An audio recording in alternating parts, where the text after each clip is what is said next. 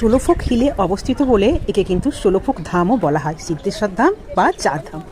কি ভারী ছিল এই ঘন্টাটা, বাজাতে গিয়ে তো আমার হাতই ব্যথা হয়ে গেল। তো যাই হোক, চারধাম দর্শন করে তারপরে কিন্তু আমরা সারাউন্ডিংটা দেখছিলাম, আর দেখতে দেখতে জানলাম এই চারধামের ভেতর আছে এখানে রামেশ্বরমের মন্দির, পুরীর জগন্নাথ দেবজি, দ্বারকা অ্যান্ড বদ্রীনাথ। আর দেখো কি সুন্দর রামেশ্বরমের মন্দিরটা এখানে তৈরি করা হয়েছে, কি সুন্দর কালারফুল। তখন সব মন্দিরের দরজা বন্ধ থাকায় ভেতরে যাওয়া হয়নি, কিন্তু দেখতে ছিল অপূর্ব। তো রামেশ্বরম যারা গেছো তারা তো রিলেট করতে পারছো এই মন্দিরটার সাথে, চিনতেই পারছো।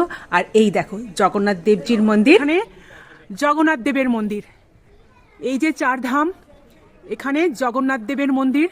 ভেতরে যেতে না পারায় একটু আফসোস হচ্ছিল, তো কি আর করা যাবে। সুন্দর ভিউ। আর এটা কিন্তু সন্ধ্যেবেলায় এখানে একটা মাউন্টেন টাইপের পুরো বানানো আছে, এখানে কিন্তু সন্ধ্যেবেলায় লাইট জ্বলে, আর ফাউন্টেনগুলো এখন বন্ধ, জানি না সন্ধ্যেবেলায় অন হয় কিনা।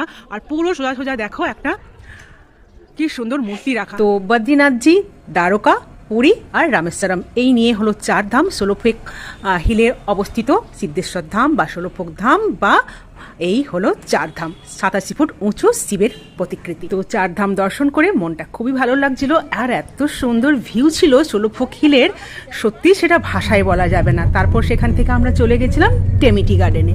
বাই।